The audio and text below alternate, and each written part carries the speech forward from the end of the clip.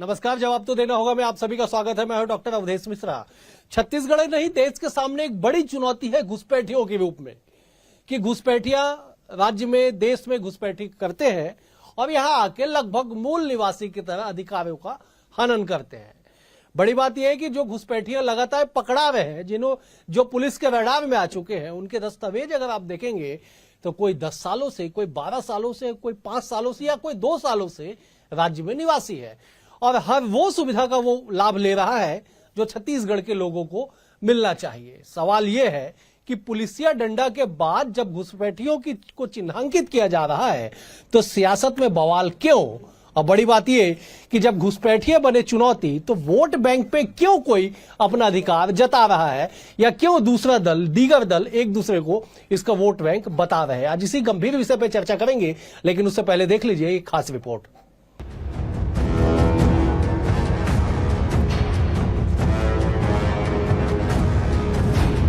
छत्तीसगढ़ में घुसपैठियों को लेकर सियासत चल रही है। 22 अप्रैल को पहलगाम हमले के बाद देश में सरकार घुसपैठियों को लेकर सख्त हुई। छत्तीसगढ़ की बात करें तो मसले पर पुलिस प्रशासन भी कार्रवाई कर रहा है और मामले की गंभीरता को देखते हुए एसटीएफ का गठन भी किया गया है। हर जिले में एसटीएफ की टीमें जांच कर रही है। दिन भर घुसपैठियों की धरपकड़ जारी है, लेकिन घुसपैठियों पर कार्रवाई के बाद सियासी बोल वोट बैंक के साथ तमाम आरोपों पर टिक गए हैं। अनुमानित तौर पर छत्तीसगढ़ में 10,000 से ज्यादा घुसपैठिए होने की आशंका। छत्तीसगढ़ में घुसपैठियों पर कार्रवाई के लिए प्रशासन को सख्त निर्देश।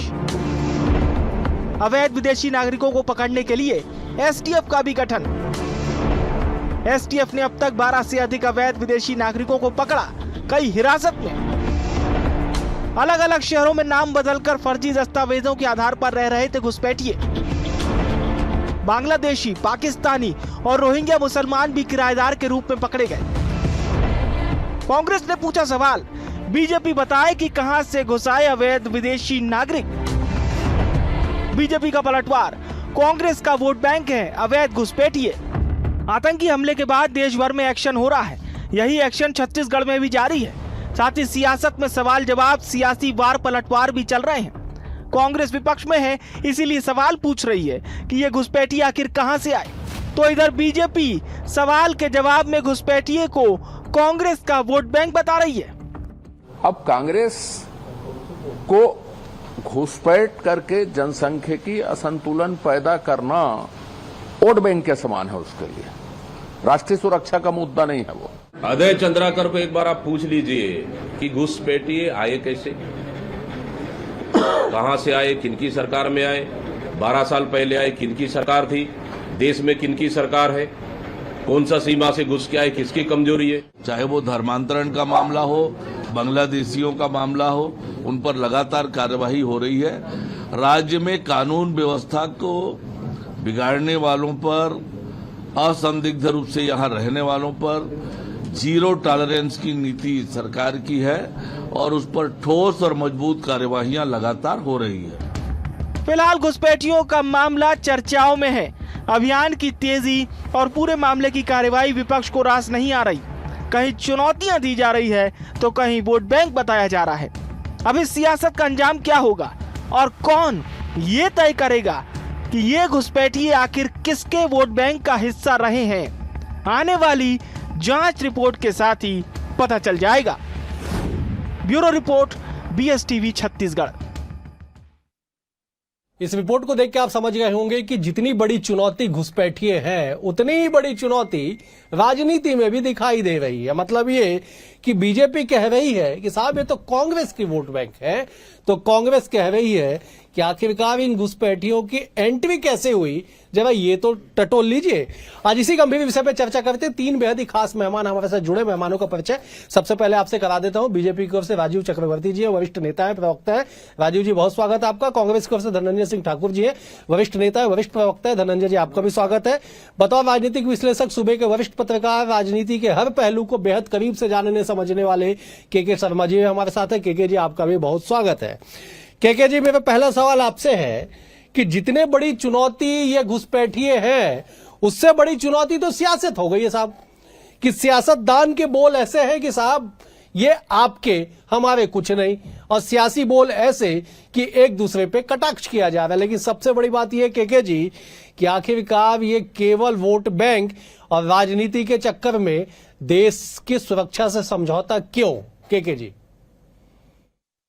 देखते डॉक्टर अवधेश जी, पूरे मामले को यदि देखेंगे तो ये गंभीर मामला है। एक तो ये है सुरक्षा को लेकर भी है, राजनीतिक मामला भी है, अर्थव्यवस्था का भी मामला आता है, और जो भौगोलिक परिस्थिति चेंज करने की बात, जनसंख्या के आंकड़े के जो परिवर्तन की बात, ये तमाम प्रकार के ये समस्या के रूप में आ रहा है। लेकिन एक बड़ा सीमा लगा हुआ है, 2200 किलोमीटर से ज्यादा का हमारा जो सीमा है वो बांग्लादेश से लगा हुआ है। बांग्लादेश का निर्माण में भारत की भूमिका रही। उस समय जो ये हुआ कि उस ढंग से एक नरम रुख रहा, बहुत सारे हमारे यहाँ पे शरणार्थी यहाँ पे आके रहे जिसमें हिंदू भी थे।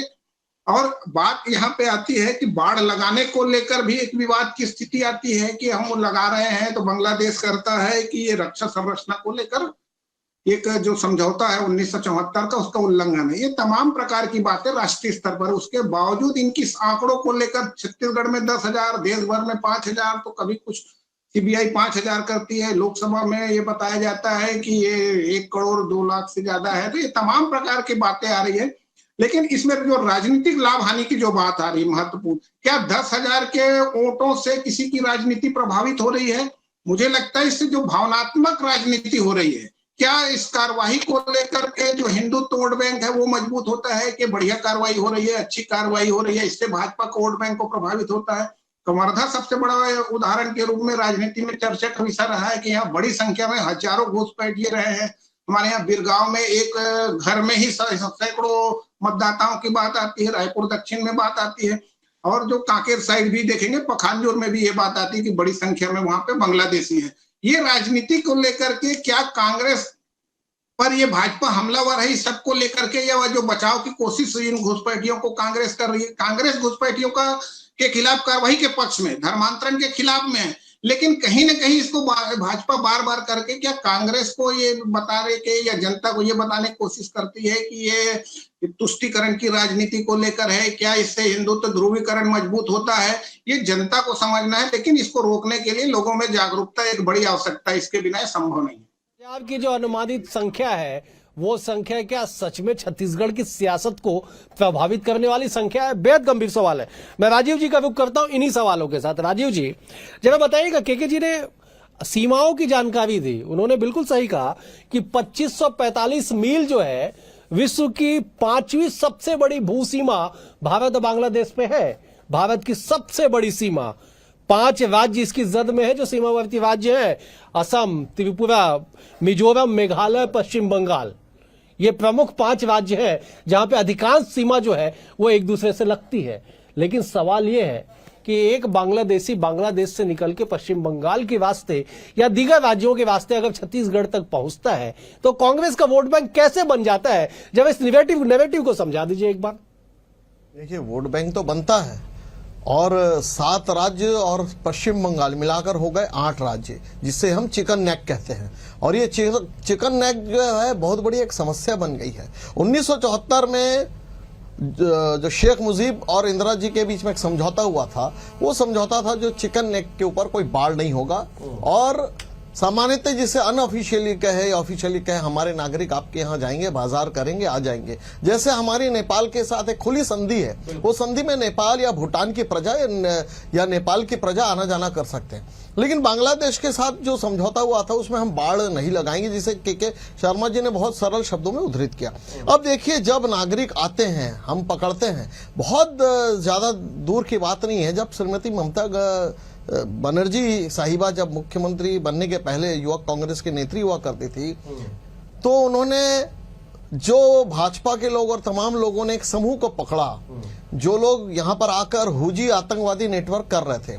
ममता जी ने लाल बाजार थाने में जाकर वो हंगामा मचाया, वहां उनको बलात् निकाल लाया और उन्हें छोड़ दिया। ये कांग्रेस की परिपाटी है। अब देखिए, वो उनकी राजनीतिक मजबूरी हो सकती है, उसमें हम ज्यादा जाना नहीं चाहते। होता यह है कि चादर गैंग और फादर गैंग वो कहीं ना कहीं से कांग्रेस के वोट बैंक है, और ये चादर गैंग और फादर गैंग जो जिस प्रकार से देश को खोखला करते हैं, देश की जानकारियां दूसरे जो हुजी नेटवर्क हो या आईएसआई नेटवर्क हो या जो अलगाववादी जो फादर गैंग है, जो कहते हैं कि ये राष्ट्र हमारी जो संस्कृति अलग है, हमें इस देश से अलग कर दो, जो मणिपुर जिस प्रकार से सिसक रहा है, रो रहा है, उसी के तहत आपने जो प्रश्न पूछा कि आपको क्या आपत्ति है अगर 10,000 नागरिक आ जाए। आप देखिए किस प्रकार से डेमोग्राफिकल बदलाव हो रहा है झारखंड में। आप सवाल को सुन नहीं पाए, मैंने आपत्ति शब्द का इस्तेमाल ही नहीं किया। आपत्ति आपने कहा कैसे बदलाव मैंने होता है कैसे राजनीति में? कांग्रेस का वोट बैंक बन जाता, मैंने ये पूछा। आपत्ति शब्द का मैंने इस्तेमाल नहीं किया। वो 10,000 1 लाख में परिवर्तित हो जाते हैं, ठीक है। और वो 1 लाख चलिए मैं जवाब ले आगे लेता हूं। दूसरों ठीक को है। भी परिवर्तित राजीव जी करते मैं हैं, जवाब ले और लेता वो हूं। आईएसआई और हुजी के नेटवर्क का काम करते हैं। राजीव जी मैं जवाब ले लेता, आप विद्वान प्रवक्ता हैं, बड़ी अच्छी बात है कि 1974 का समझौता आपको याद है, लेकिन 11 मार्च 2025 में लोकसभा में देश के गृह मंत्री अमित शाह के द्वारा जब इमिग्रेशन एंड फॉरेन बिल 2025 लाया जा रहा था, उस वक्त कही गई उनकी बातें शायद आप भूल गए। अगर उस बात को याद करेंगे तो 74 के समझौता को आप जरूर भूल जाएंगे। मैं लौटूंगा आपके पास। मैं जब एक बार धनंजय जी का रुख करता, धनंजय जी इस बात का जवाब दीजिएगा कि चादर और फादर गैंग, मैं कोट कर रहा राजीव जी की बातों को, कोट अनकोट, उन्होंने कहा कि आपके वोट बैंक है और उसी वोट बैंक को बचाने के लिए, उसे संभाल के रखने के लिए आप देश की सुरक्षा से समझौता करते। जवाब दीजिए जरा। पहली बात तो राजीव चक्रवर्ती को स्पष्ट करना चाहिए कि ये चादर और फादर गैंग किसको कर रहे हैं, मैं समझ नहीं पा रहा हूँ किसको ये चादर और फादर गैंग कर रहे हैं। ये थोड़ा स्पष्ट कर देंगे तो मैं उसे जवाब बेहतर दे पाऊंगा। क्या चादर और फादर है क्या, बता देखता हूँ। ये बताइए ना। गैंग एक हरा आतंकवाद है, एक सूली का आतंकवाद है जो क्रॉस है, एक कहता है हमारी संस्कृति अलग है। समझिए, मैं समझ गया राजीव जी, कहा समझ कि गया। हरा आतंकवाद, जी। एक सूली का आतंकवाद, और कौन सा आतंकवाद बताए? नहीं बस 2 है, 2 आतंक बताए जी। दो और दोनों आतंकवाद बड़े बताए। खतरे हैं देश के लिए। नहीं तो ये देश में कहाँ पर है? ये देश में आप सब जगह कहाँ पर है बताएंगे पूरे मुझे? देश में है भाई आप पूरा देश झुलस रहा है। बताओ ना मेरे को भाई। आप विद्वान नेता है, जवाब विद्वान दीजिए। नेता नहीं, आप ये जवाब भारतीय दीजिए। जनता पार्टी के लोग जो झूठ बोलते हैं ना, या तो ये झूठ बोलते हैं। अगर ये कह रहे कि चादर फादर गैंग यहाँ पर है, जो भारतीय जनता पार्टी के हिसाब से इस देश में खतरनाक है। भाई 11 साल से तो आपकी केंद्र में सरकार है, अमित शाह जी गृह मंत्री है। इन 11 साल में कितने चादर और फादर गैंग जो आप कह रहे हैं उतनों को देश से बाहर किए आप? मैं तो समझ नहीं पा रहा हूं चादर फादर गैंग क्या है, क्योंकि ये जो बोल रहे हैं ना मेरे समझ में नहीं आ रहा है। या तो ये स्पष्ट कर दें, पहली बात। दूसरी बात, बोलने और करने में अंतर होता है। ये कह रहे हैं कि जैसे के शर्मा जी ने कहा कि 10,000 यहाँ पे संभावित हैं। विधानसभा चुनाव को याद करिएगा, अरुण साहू जी प्रदेश अध्यक्ष थे भारतीय जनता पार्टी के, विजय शर्मा जी कवर्धा में लीड कर रहे थे, चुनाव लड़ने की तैयारी कर रहे थे। याद है ना, ऐसी बड़ी बड़ी सूची दिखाते थे, यह है घुसपैठियों की सूची, यह है घुसपैठियों की सूची, दोनों दिखाते थे भाई, दावा करते थे हजारों की तादाद में प्रदेश में घुसपैठियां हैं। सवाल उस समय हमने कहा सूची हमको दे दो, इन्होंने नहीं दिया।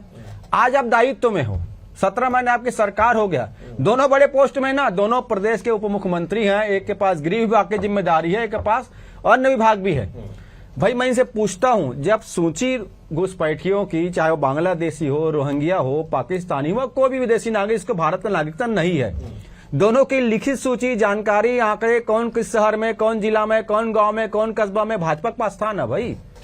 तो आपने उस सूची में कार्यवाही क्या किया है? आज आप एसआईटी बनाए हैं। मैं तो आपके चैनल के माध्यम से कहूंगा, एसआईटी के हमारे जो अधिकारी कर्मचारी हैं उनको मेहनत करने की जरूरत नहीं पड़ेगा, इन्हें दोनों लोगों को बुला पूछ लो सूची कहाँ, दे दो, हम जांच करते हैं करके। लौटूंगा मैं जब केके जी का रुख कर लो। तो केके जी, दरअसल ये विषय सियासत में एक ऐसा मुद्दा है जिसे दोनों ही दल पीछे छुड़ाना चाहती है, लेकिन सवाल ये है कि जिम्मेदार कौन है? केके जी देखिए, जिम्मेदारी तो जनता को तय करना है कि जनता को मतदान के लिए किसकी भाषा को, किसकी बातों को, किसके कार्यों को विश्वास करती है। अभी जो बात आ रही है, क्या कवर्धा की घटना में जो सूची आई उससे क्या लाभ हुआ? क्या उतने जो संख्या बताए थे उतने नहीं थे जिससे मोहम्मद अकबर को लाभ हुआ? क्या मोहम्मद अकबर 67,000-68,000 मतों से जब जीते थे तब क्या ये थे, और विजय शर्मा के समय हुआ तब ये क्या नहीं थे, और थे तो उसका कारण क्या था? जीत का कि हिंदुत्व एकजुट हो गया क्या इस मुद्दे को लेकर के? ये एक बड़ा सवाल है कि हिंदुत्व क्या इस विषय को, इस पर कार्रवाई को लेकर राजनीतिक रूप से एकजुट होता है? और कांग्रेस जब भी इस तरह से बात करती है तो क्या विरोध के रूप में सामने आता है? लेकिन स्पष्ट विरोध कहीं नहीं होता। वो कहते हैं कि आप धर्मांतरण के खिलाफ कार्रवाई कीजिए, आप जो घुसपैठियों के खिलाफ कार्रवाई कीजिए, जो विभाजन की बात आती है, कोई कहता है कि हिंदू और मुस्लिम के आधार पर विभाजन हुआ, लेकिन हमारा जो देश है वो धर्मनिरपेक्ष और सभी की बात होती है। अभी जो सबके साथ सबके विकास की बात भाजपा करती है, लेकिन जब राजनीति की बात आती है तो वहां हिंदुत्व एक बड़ा मुद्दा बन के उड़ जाता है और जो भाजपा को आगे लेके जा रही है, स्पष्ट कहा जा सकता है। ऐसी स्थिति में जो कांग्रेस की जो भूमिका है, क्या घुसपैठियों को लेकर कार्रवाई में चिन्हांकित करने, मैं तो कहता हूँ दोनों दलों के बाद मतदाता सूची है, दोनों के बूथ स्तर पे बने हुए हैं, भाजपा एक कदम आगे पन्ना प्रभारी तक के हैं, तो हर घर की जानकारी उनके पास है। लोगों में भी जागरूकता, जो मैंने शब्द कहा कि लोग अपने यहाँ किराएदार किसको रख रहे हैं, आजू बाजू में कौन है, इतनी जागरूकता रहे, थाना तक पहुंचे तो कार्रवाई। क्योंकि निश्चित रूप से ये देश की सुरक्षा के साथ साथ आपके संसाधनों का भी उपयोग कर रहे हैं। छत्तीसगढ़ में राजीव जी से जवाब चाहता हूं। राजीव जी, बेहद गंभीर सवाल, बेहद गंभीर लाइन के जी ने कहा कि साहब बूथों में कमेटियां तो सभी राजनीतिक दलों की कमोबेश होती है, लेकिन बीजेपी देश की एकमात्र ऐसी पार्टी है जिनके पन्ना पे जाके कमेटियां हैं, जो वोटर लिस्ट का पेज होता है उस तक की कमेटी है, उस तक में जिम्मेदार बैठे हुए हैं। तो जो आप लोग आरोप लगाते हैं कि साहब घुसपैठिए जो संख्या जिनकी, ठीक है संख्या पे विवाद हो सकता है, वहां पे एक मत ना हो, लेकिन आप कह रहे हैं कि वोट बैंक है, तो क्या इस वोट बैंक की कोई शिकायत आपके द्वारा की गई? चुनाव में अगर नहीं की गई तो सरकार बनने के बाद जो सवाल धनंजय जी ने भी उठाया, उस सूची का उस चिन्हांकित व्यक्ति के साथ किया क्या गया? देखिए, गाजीनगर में जहां मैं एक चुनाव के वार्ड का प्रभारी था पिछले वर्ष, इस वर्ष में, उस समय हमने देखा एक घर में, मकान नंबर 74 गाजीनगर में, एक घर में 378 लोगों की सूची थी जो वोटर हैं। हमने कहा आपके घर में तो 6 मेंबरान दिख रहे हैं। उनका नहीं, सब देश में इधर उधर कमाने खाने गए हैं। तो देखिए ये जो होता है, इसमें विदेशियों के अलावा जो अंदरूनी जो लड़ाई झगड़े होते हैं कि छोटी सी घटना को बड़ा करने के बाद जो बलवा होता है, फिर दंगे होते हैं, सरकार की सूरत बिगड़ जाती है कि ये दंगा हो रहा है इस प्रदेश में। तो देखिए ये आंतरिक जो भयावह स्थिति है डॉक्टर साहब, वो आंतरिक भयावह स्थिति और बाह्य स्थितियां, कि जब सेना की ट्रैकिंग पॉइंट के बारे में विदेशों को पता चल जाता है तो आंतरिक और बाह्य दोनों सुरक्षा को खतरा पहुंचता है। इसीलिए इसे सनद लेने की आवश्यकता है, इसे समझ लेने की आवश्यकता है। लेकिन दुर्भाग्य से कांग्रेस उसे कह देती है, सोनिया गांधी जी रोती है बाटला इनकाउंटर पर, कहते हैं कि वो बेचारे निर्दोष थे, वो तो देश के भटके हुए नागरिक थे, और नृपेंद्र शर्मा जो मारे जाते हैं उनके ऊपर एक बूंद की आंसू नहीं आती। यही हमारा आरोप है कि जब ये फादर गैंग और चादर गैंग जब कोई कार्यवाही करता है, जिस प्रकार से डेमोग्राफिकल बदलाव हो रहा है, झारखंड में अब जो हिंदू या परंपरागत जो आदिवासी है वो अल्पसंख्यक हो गए हैं, और जो अल्पसंख्यक थे वो बहुसंख्यक हो गए हैं। तो देखिए एक बहुत बड़ा जो गजवा हिंद का जो एक स्ट्रेटेजी चल रहा है, एक लंबी एक स्ट्रेटेजी चल रही है, जिस प्रकार से धर्मांतरण का एक स्ट्रेटेजी चल रही है, डॉक्टर साहब आपको समझना पड़ेगा कि देश के अंदर एक आंतरिक सुरक्षा चल रहा है। और मेरे मित्र ने जो बात कही कि आपकी 11 वर्षों से सरकार है, वो सरकार क्या कर रही थी, तो भैया ये हर जगह की, फ्रांस में भी फ्रांस की सरकार है, अमेरिका में भी अमेरिका की सरकार है, लेकिन अप्रवासी प्रजनन के द्वारा डंकी रूट से जिस प्रकार से आ जाते हैं, कोई सरकार नहीं रोक सकती है। आने के बाद फर्जी दस्तावेज वो अपने यहाँ बनाते हैं, यहाँ पर आ जाते हैं, और हमारी देश की बहुत सारी सीमाएं जो खुली हुई है, और बहुत सारे नाते और रिश्तेदार हैं जो वीजा लेकर आते हैं लेकिन उसके बाद गायब हो जाते हैं। इसके ऊपर गंभीर चिंतन करना पड़ेगा। मैं तो कहता हूं कि दोनों दलों को चिंतन करना पड़ेगा, राजनीतिक बैठक करनी पड़ेगी, एक श्वेत पत्र बनाना पड़ेगा किस प्रकार से यहाँ आ रहे हैं और यहाँ की आंतरिक सुरक्षा के लिए बहुत बड़ा एक सवालिया निशान पैदा कर रहे हैं। इसीलिए समय आने पर इसमें बैठना होगा। लेकिन ये जरूर है, प्रारंभिक रूप से करंट अफेयर्स में तात्कालिक रूप से कांग्रेस को फायदा मिलता है क्योंकि वो कांग्रेस के वोट बैंक है, लेकिन देश की अगर ठीक है राजीव जी, आपने बड़ी गंभीर बात कही, बिल्कुल आपने सही कहा कि साहब आंतरिक सुरक्षा से समझौता नहीं, और आंतरिक सुरक्षा के लिए ये खतरा बनते हैं। आपने एक शब्द कहा कि बलवा की स्थिति बनती है। आपको याद है पिछले 18 महीने में जब से आपकी पार्टी की सरकार है, छत्तीसगढ़ में कहीं कोई बलवा हुआ? आपको याद हो तो याद करिएगा। मैं अगले सवाल के साथ लौटूंगा। मैं धनंजय जी का रुख करता हूं। धनंजय जी, कुल मिला के जिम्मेदार कांग्रेस है साहब। घुसपैठी आते हैं, डंकी मार के आते हैं, अलग अलग मेहमानों के जरिए आते, वीजा लेके आते, लौट के नहीं जाते हैं। उनका यहाँ पे आधार कार्ड, राशन कार्ड, तमाम तरह के कार्ड बन जाते हैं, सारी सुविधाएं मिलती है। उसके लिए जिम्मेदार कांग्रेस है क्योंकि कांग्रेस का वोट बैंक है। जवाब दीजिए। देखिए, भारतीय जनता पार्टी के प्रवक्ता को जितनी जानकारी है कि विदेश से लोग कैसे घुसते हैं, डंकी रूट के बता दिए, कहां से आते हैं, कहां से जाते हैं, कैसे आते हैं, क्या ये सारी जानकारी अमित शाह जी को नहीं है? मुझे लगता है राजू चक्रवर्ती जी को केंद्र के गृह मंत्री बना देना चाहिए। कम से कम वो तो जानकारी तो रखते हैं। अमित शाह जी तो बस विधायक खरीदने और सांसद खरीदने और पार्टी तोड़ने तक लगे हुए हैं। यही एक वजह है जिस कारण देश में घुसपैठिए बने हैं। सोनिया जी तक पहुंच गई थी, सोनिया जी रोती हैं। क्या देश ने कभी सोनिया जी को बांग्लादेश जाते हुए देखे हैं? क्या देश ने कभी सोनिया जी को पाकिस्तान जाते हुए देखे हैं? पाकिस्तान कौन गया आधी रात को देश को गुमराह करके? अरे डिप्लोमेटिक है अरे मित्र। सुन लीजिए ना, आपका मैं सलाह नहीं मांग रहा हूं, मैं जवाब दे रहा हूं। सोनिया जी कहीं पाकिस्तान नहीं गई। इस देश को गुमराह करके उस आतंकी पाकिस्तान के कहां गले मिलने को गए तो नरेंद्र मोदी जी गए थे। लोग तो ये भी कह रहे कि बिरयानी खा के आए थे, ऐसा भी कहते हैं। बांग्लादेशी के यहां भाजपा के लोग विरोध कर रहे हैं। कोविड काल में जहां देश की जनता को कोरोना का वैक्सीन नहीं मिल रहा था, एक प्लेन में कोविड के इंजेक्शन, राशन पानी लेकर छोड़ने कौन गए थे? नरेंद्र मोदी जी गए थे। ये बांग्लादेशियों का विरोध कर रहे हैं। हम भी कहते हैं जिसके पास भारत की नागरिकता नहीं है, चाहे वो पाकिस्तानी हो, बांग्लादेशी हो, रोहिंग्या हो या कोई भी देश का नागरिक हो, हमें उसको नहीं चाहिए भारत में।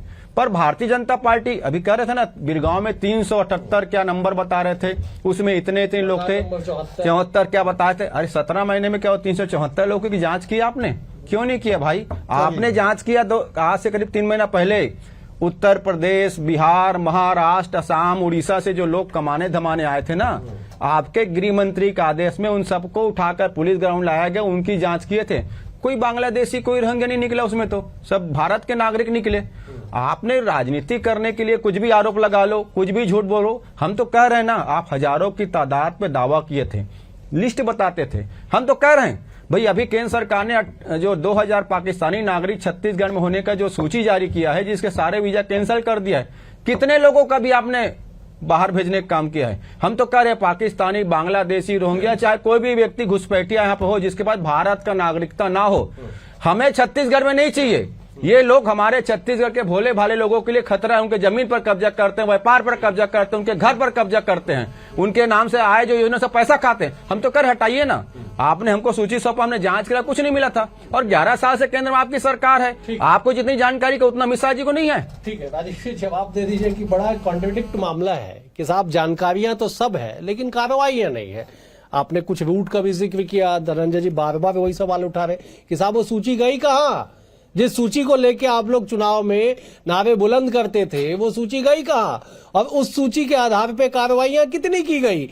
यही सवाल कांग्रेस उठा रही है। जवाब अब दीजिए राजीव जी। देखिए, मैं बीबीसी के एक डॉक्यूमेंट्री देख रहा था। बांग्लादेश की यूनुस सरकार ने बड़ी आपत्ति दर्ज की है कि कहां से भारत सरकार ने 8315 नागरिकों को डिपोर्ट किया है। बांग्लादेश के वहां पर जो रूट होता है कॉक्स बाजार, वहां पर लेकर आए हैं। बांग्लादेश कहते हैं हमारे नागरिक नहीं है, लेकिन वो बांग्लादेश के लोग कहते हैं कि हम यहीं के नागरिक थे, हम वहां से कॉक्स बाजार से बाजार करने आए थे, जो बिना बाढ़ वाले क्षेत्र हैं, जो हमारे समझौते थे। और जो कह रहे थे कि मानवीय सहायता लेकर क्यों गए थे, साहब उस समय शेख हसीना की सरकार थी, जो हमारी भारत के साथ उनका सहयोग था, उनके पिता का इंदिरा जी के साथ सहयोग था। आज हालात बदल गए हैं। आज वही बांग्लादेश के नागरिक या वहां के जो आतंकी है, जो आईएसआई के समर्थित जो सरकार है, डॉक्टर यूनिस की सरकार, अच्छा, है, पाकिस्तान वो क्यों गए थे? पल में भारत के खिलाफ पाकिस्तान क्यों गए? अरे आपके लोग बोलते थे इतना बड़ा रक्षा क्यों गए पाकिस्तान? अरे आतंकियों का नमक खाए हैं नरेंद्र मोदी। पाकिस्तान जाके आतंकियों का नमक खाए हैं। अटल बिहारी वाजपेयी पाकिस्तान का नमक खाए हैं। आपके अडवाणी नमक खाए, आतंकियों का नमक खाएंगे। वो देश से गद्दारी नहीं है। हाँ, ऐसा ही शांति वार्ता है। हमारे यहाँ पहलगाम में आके महाराज नरेंद्र मोदी मुंह से आवाज नहीं आया। ऐसे गद्दारी करोगे देश के साथ में? पहलगाम में आतंकी मार के चलेगा हमारे लोगों को, नरेंद्र मोदी के मुंह से आवाज नहीं निकला। चुप रह गए, चुनाव प्रचार निकल गए।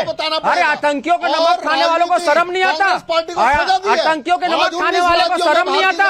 अरे आतंकियों के नमक खाने वाले भाजपा के लोग शर्म करो। नरेंद्र मोदी पाकिस्तान जाकर आतंकी नमक खाते हैं। ठीक है, अटल बिहारी वाजपेयी बस ठीक है, धनंजय जी, धनंजय जी, धनंजय जी, ठीक है, ठीक है, धनंजय जी, राजीव जी, ठीक है, धनंजय जी, राजीव जी, ठीक है, धनंजय जी, राजीव जी, ठीक है, धनंजय जी, राजीव जी, ठीक है, धनंजय जी, धनंजय जी, एक मिनट, धनंजय जी, ठीक है, धनंजय जी, मुझे समय का अभाव है, समय का, ठीक है, ठीक है, विषयांतर, ठीक है, धनंजय जी, ठीक है, मुझे समाप्त करना होगा, समय का बेहद अभाव है। मैं एक फाइनल कमेंट के लिए केके जी का रुख करता, फिर मैं समाप्त करूंगा। केके जी, मसला उतना गंभीर नहीं है जितना गंभीर राजनीतिक तौर पे बताया जा रहा है। यह बताने की कोशिश की जा रही है, लेकिन इस बात को मानिए कि विषय बेहद ही गंभीर है, क्योंकि आंतरिक खतरा बने हुए हैं ये लोग।